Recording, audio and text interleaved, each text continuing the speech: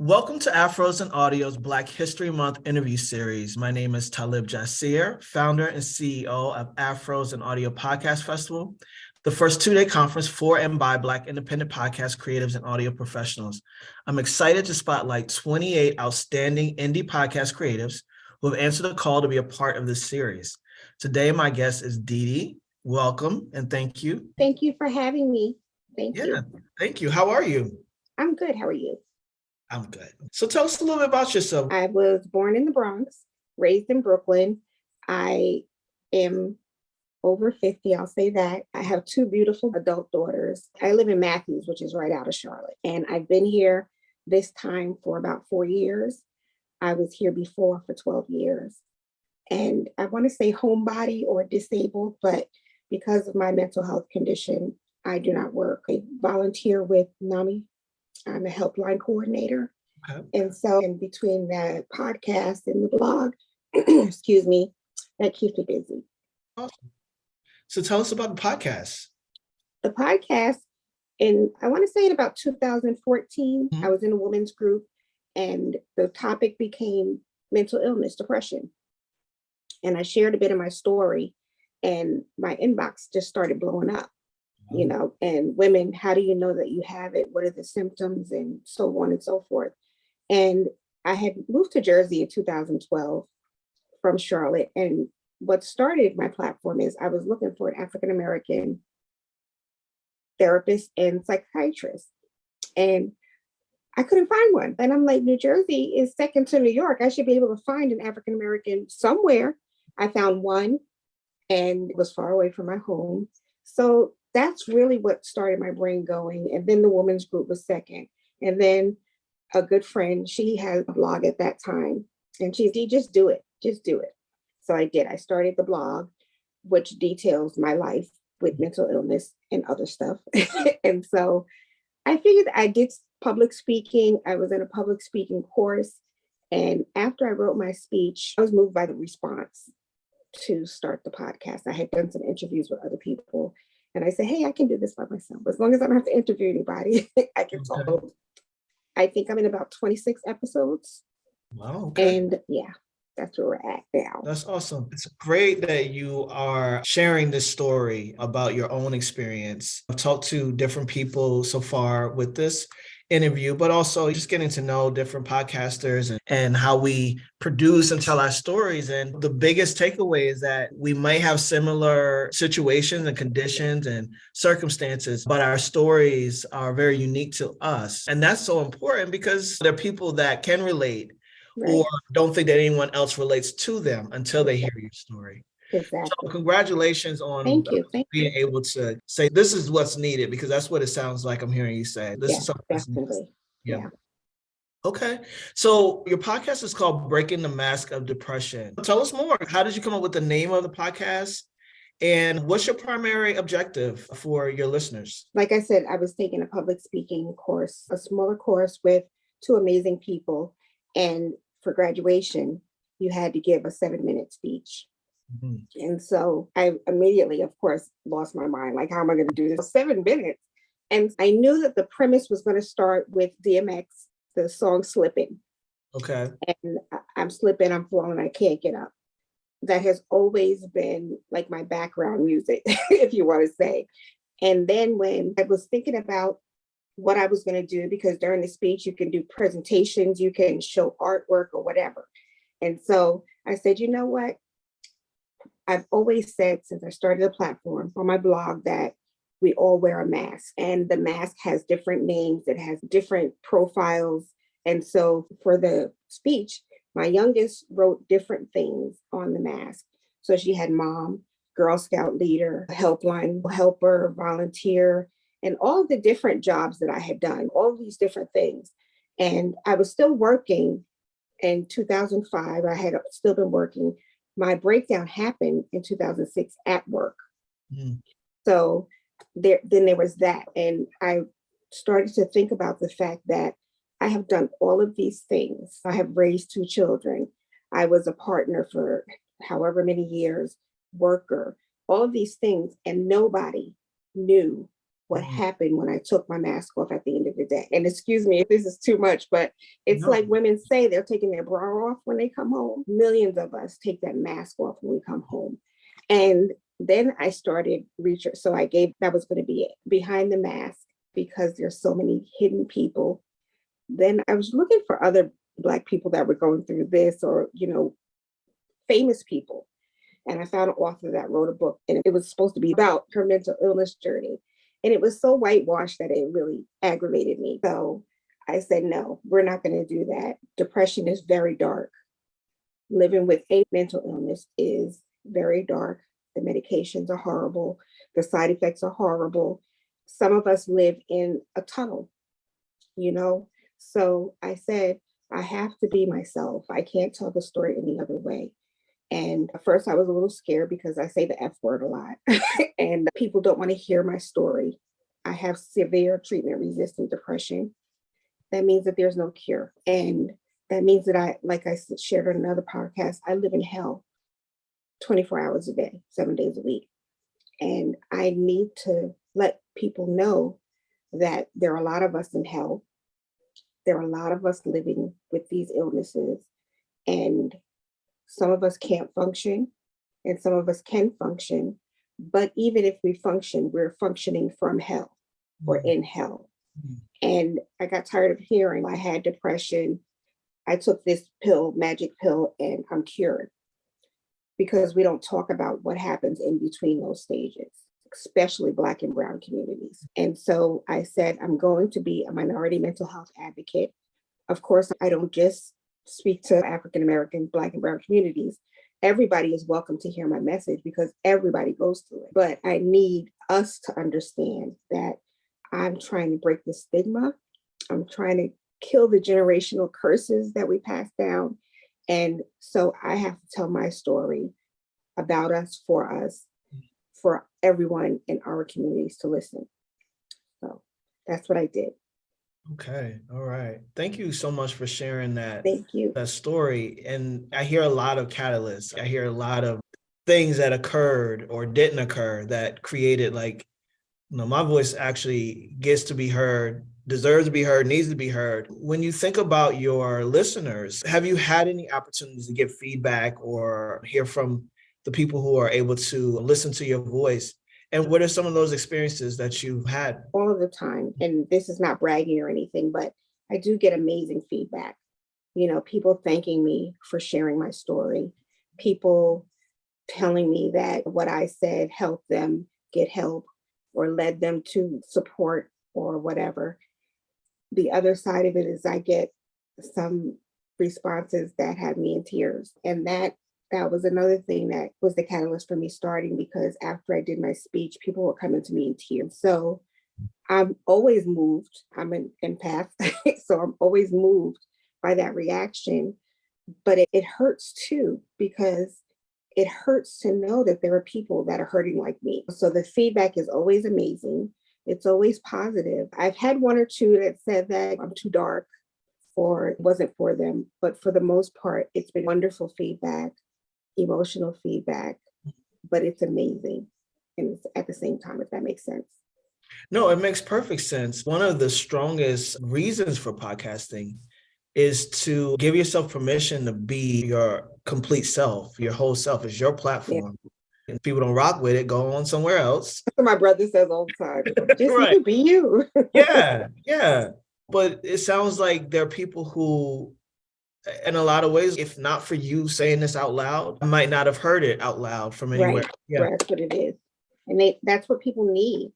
And as much as I'm hurting, as much as it's draining sometimes, I still find a way to do it because there's so many of us struggling. And even if I don't think about the millions of people in the Black and Brown communities, I think about my family members. I had a cousin that reached out to me a couple of months ago, and she had me in tears because I'm the only one that will say it out loud in my family.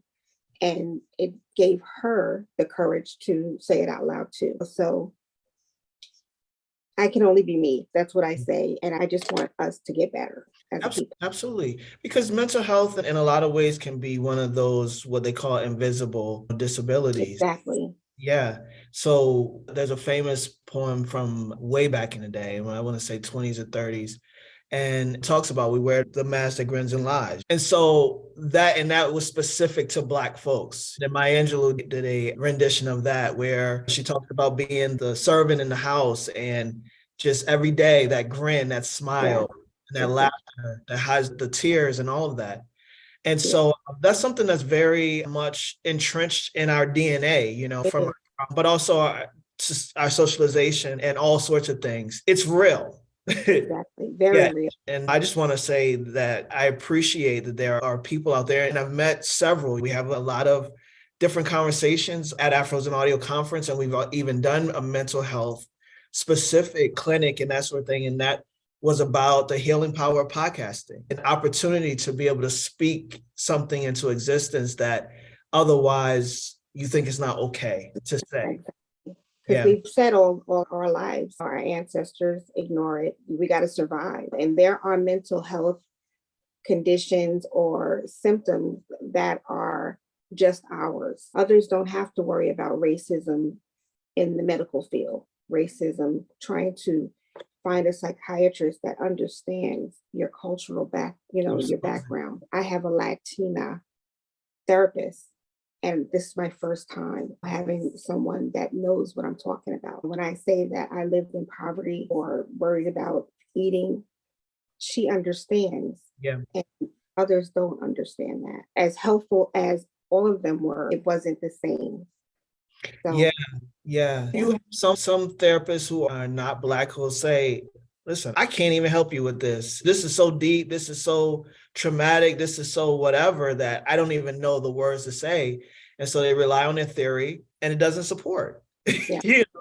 And a therapist is like finding a spiritual home or find the right barber or salon. You exactly. try them on until one That's fits. it. Yeah. Yeah, absolutely. So thank you so much. And like I said, I appreciate you sharing all of that with us because it is important and your story is important. So when it comes to your podcast and things that you may have learned about yourself in this process of you being able to tell your story and you go from that idea of 7 minutes of talking to now having a podcast where all you do is talk. Right. Surely you've learned some things about yourself in this process. Yeah. What are some of those things? I'm learning to be me and accept me in pieces. Mm-hmm. I don't like myself. I don't like the way I talk, or I don't like the way, and number one, actually, that's my biggest thing before I started the podcast, because I think I sound like Mickey Mouse. But my brother said to me, who cares? Yeah. The platform that you're presenting, nobody cares about your voice. So I think that I've learned to like parts of me. I like the part that I am even having the courage to do something publicly. And that this is something that I never even dreamed. The blog, I can write the blog. Nobody knows me, nobody hears me. That I love the background, but I threw myself into the forefront, and I like that part about me. I finally like that part. So that's one thing. I wouldn't say courage. It took courage, and I don't see myself as a courageous person. And so I think I get a bit of courage sometimes and just accomplishment, because when you live with a mental illness, sometimes getting out of bed is brutal. You just can't function. And there are days when I've done my podcast from my bed, Mm. so I had to finally say, you're doing good. You're doing what you can do, however you can do it. So that's my takeaway. I'm worth it. I'm Yeah. worth the pat on the back every now and then. Yeah. Yeah. That's great. And doing it from your bed when there's a well, you know, Exactly. Exactly. yeah. And I let my audience know I'm coming to you from my bed because I just couldn't get out today. So that's what I'm going to do. Yeah. And it's so important that Yeah. they're like, oh, I'm in my bed too. Thank you so much Yes, for, exactly. for also, yeah, for Yep. validating that for me and letting me know also that I'm okay as well. It's Yes. going to be all right. Yeah, yeah. One of the things that I'm definitely hearing from you, and I always believe that even this conversation isn't by happenstance, right? You saw the email, you didn't have to, and you responded and you didn't have to, right? Right. So this is meant, and it really resonates for me. I recognize that um for most of my life, I'll be out of integrity with myself before I'm out of integrity with others, right? And so Right. for you, it sounds like a lot like me. In order for even us to be here today and Afros and audio and stuff, I had to create it for someone else because that's when I cared about it. Right. It was Exactly. just little old me, it doesn't matter. Exactly. Yeah, but you're showing up for others as well as yourself. Yes. Yeah. And being a mother and being a volunteer and all sorts of things, that's already a value you have. But what is it about that and that driver and motivation for you that you're showing up for others in this space? I want to tell you that I am a personality that if I don't commit to, I won't do it. So if I don't say I have to, do this interview, so you have to get up, you have to do your hair, you have to go halfway, not crazy. And it's like people that can only function when they're on a deadline. My oldest daughter is in school and it's always the last minute. I'm rushing, she's rushing at the last minute. And so the three of us one day were talking, that's how we are. It's not healthy, but pressure pushes you. Yeah. And so every time I make a commitment to someone, a commitment to record, a commitment to write a blog, commitment to volunteer, I have to show up because I Yeah. promised someone that I was going to show up. Yeah. Yeah. No, absolutely. Hashtag same. For sure, for sure. There's something about that. Yeah, I definitely resonate with that. And adversity, it's something that I've wanted to move away from. Like when there's adversity, when somebody's counting me out, I'm Right. like, here I am. Exactly. Watch Exactly. me, watch this. But Exactly. it's even that you recognize that, okay, that's one way to do it, but is there a healthier way to do it? And then sometimes once unhealthy, what is healthy? Something that we get to determine in the ways in which we move. I definitely am relating to you in different ways. And in a lot of ways, that's validating for me as well. Thank you. I'm glad. I'm Yeah. glad. Yeah, for sure. One of the questions that was asked in the submission form was, podcasting has changed my life in the following ways. What's that for you? I've met amazing people. I think that's the biggest thing from different parts of the world. I remember when I first started the blog, and someone that was talking to me often was in Australia. And then after a while, someone from Australia asked me, can they interview me? Mm, And I was just wow, because I'm not just talking to people in North Carolina. I'm not just talking to my Brooklyn friends. These people are on the other side of the world. And they're feeling the same thing too. And so I think that's the biggest thing. I'm still wowed when people ask me, can I interview you? Can you be on this panel? I was asked to do a conference in October. That this blew me away. But along the way, you get to meet so many wonderful people. And I think that's my biggest takeaway. And there are people that I met that still support me. We're having this program. Can you come here? So that's just my biggest thing is yeah. the amazing people that I've met. They find value Yes, yes. in you. They That's want to awesome. hear from you. That is an amazing aspect of it. Understanding that once we move into that purpose or what fulfills us day to day, it does expand. It expands everything. Exactly. You have no idea the people that's coming. You still don't. There's somebody. You still exactly. You It's have no just idea. amazing Yeah. sometimes when you look at it. I think 2 weeks ago, I was getting hits from my website, and somebody from Ireland was clicking on the website 2 days in a row. And it just still wows me. It really does. So That's awesome. Yeah. So what would be, you probably already said it, but if there's anything as far as your wins, what would you say is that win to date for you after having started your podcast? the conference was the biggest thing, one of the biggest things. I have two. The conference was huge. I had done a program for a pharmaceutical company, I think in 2021, but it was virtual. Okay. And that was it. The people that I was talking to and the audience, they never saw me. I started volunteering with an organization that's in Boston. It's called Families for Depression Awareness. And they asked me to be on their advisory panel. And she sent the email and she said, we have this opportunity. A pharmaceutical company is having a conference in Florida. And I need someone to go. So my thinking was I can go, my daughter can drive over. Whenever I say Florida, I have to find my baby. So that was my thinking. I'll go but they chose to send me. And from beginning to end, I was excited, but I was just wowed. And I know that I keep saying that, but for someone who goes with self-esteem and confidence and different things like that, when I got on the plane, I was like, first of all, I hate flying. So I was like, I'm on the plane and I'm like, you're doing this. Yeah, I had my little suitcase. And when I got to the airport, there was a whole group because the conference was for salespeople. And everybody had their little suitcases. And we had to have a rehearsal and they're putting mics on me. And I'm like, oh my gosh. So that was my biggest thing. I didn't have to pay for it. So that was it. Podcasting is definitely not $1 million industry for me. And so that was my first win. The second one is I was on a podcast for someone that I love, and she asked me to do her podcast 2 months ago. And within 3 hours of her releasing it, there were 1,000 hits. Wow. And every day, because we follow each other on all the platforms, and she emailed me, she said, it's at 2,200. Wow. And then she said, I'm not going to keep telling you the numbers. And so I think it was at 2,500 the last time that she said it. And those are things that I don't follow. I don't even follow them on my own page, the analytics. I don't. I'm sorry. But that wowed me too. She has 10,000 followers on her platform. She's been doing this for 2 years.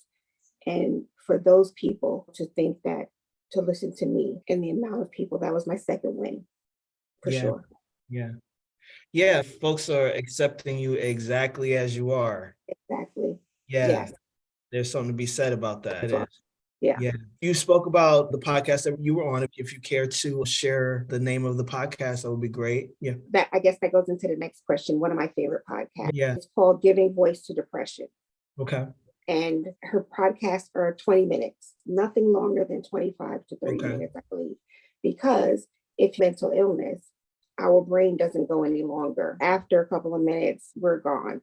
And so that was what attracted me to it first, is that it was awesome that she knew the boundaries and the guidelines. And it's released every Tuesday. And it's amazing. She has some awesome topics, and I'm always in awe that she can squeeze everything into 20 minutes. So that is one of my favorite podcasts. And she's on all platforms.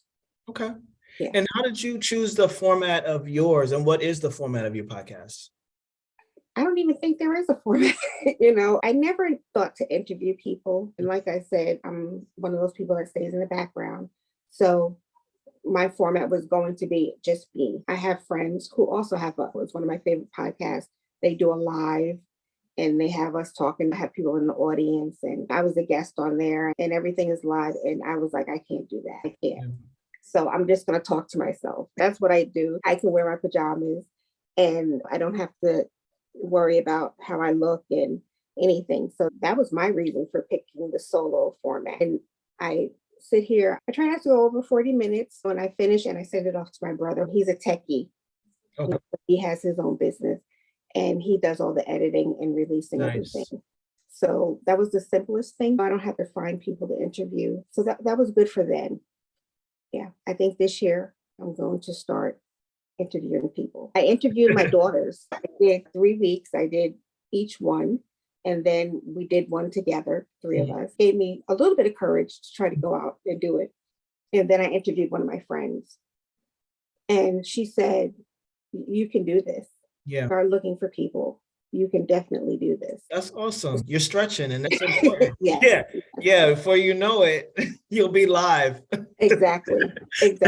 Yeah. That's really great. And that's a part of this opportunity. Podcasting does allow you to discover so much more of yourself and to just keep going and experimenting and seeing where it can go.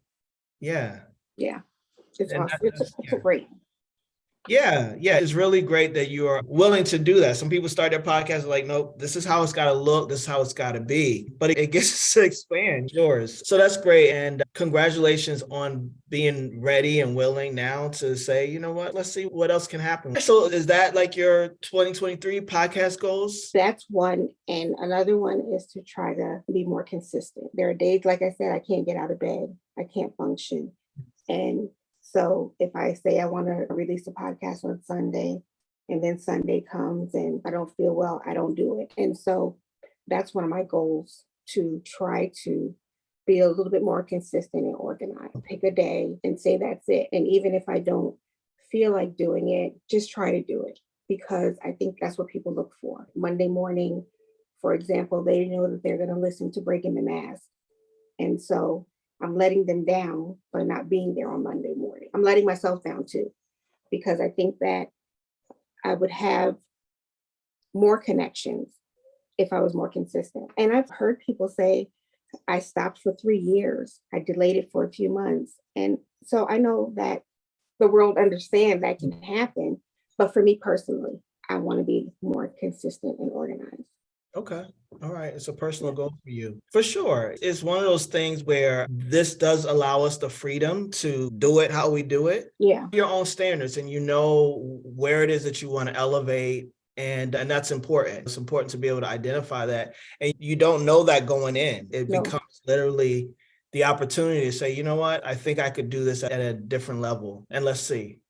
exactly. Yeah. We'll see what we catch, as my Yeah. grandfather would say. Yeah. Absolutely. All right. You're part of the Black Podcast Association, as Yeah. you mentioned. What's been that experience? When did you join? And not the exact month and year, but when about did you join? And what's been the experience for you so far? I think I've been lurking for a couple of months because I had no idea it existed. Okay. I'm on Twitter, and you have a sprinkling of Mhm. podcasters that are African American. So that was my interaction with Black and Brown podcasters. So I lurked for a little while, and then I want to say about September, I said, okay, let me pay for the membership. It's not a lot every month.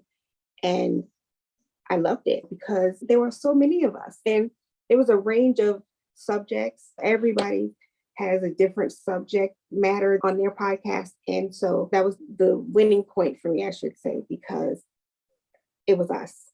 Yeah. And so if I said I was at a podcasting conference and I was the only one there and I felt this way, this group understands what I'm talking about, or the code words. Yeah. I can say that.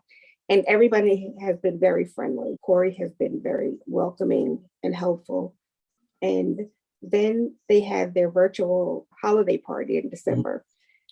And so when I said that I would go, I kept thinking, how are you going to have a holiday party virtually? How are you going to do this? It was the best time. It was so much fun. And That's so good. that sort of sealed it. It doesn't matter what happens. I'm going to stick it out with them because it was just amazing to meet so many people and mingle with so many people while I was in my pajamas again. That's awesome. That's awesome. Yeah. All right. Thank you for sharing that. Is there anything else about your why and the podcast, or just something that you want people to understand about mental illness and the stigma and all of that, that you want to make sure that we let the listeners and the viewers know from your perspective? I'll give an example. I follow the Shade Room on Instagram. And some young man, I don't know what he raps about. I don't even know who he is. And he wrote something on his platform, and it was like a suicide note that he was going to take his life, saying goodbye to his kids and stuff like that. And the people in the comments just are so ugly. They were so ugly. And I'm not one to comment on these platforms, but I had to comment and I had to say, you're the reason why. Mhm. You are part of the reason why. And I always want people to take away that their feelings are valid.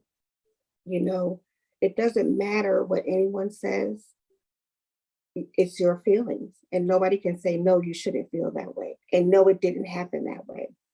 And that's what I struggle with, because there are things that happen to me that I have not acknowledged because I don't want to hurt somebody's feelings and I'll feel bad. But I have to learn that it was my experience. I experienced it how I experienced it. and no one can take that away from you. Mhm. And so that's one of the things that I always want to say. If you feel like you're depressed, that's it. Nobody can say, oh, get over it. You're depressed. The second thing, and I know that it's cliche, and I know that I keep saying it, but you're really not alone. You are not alone.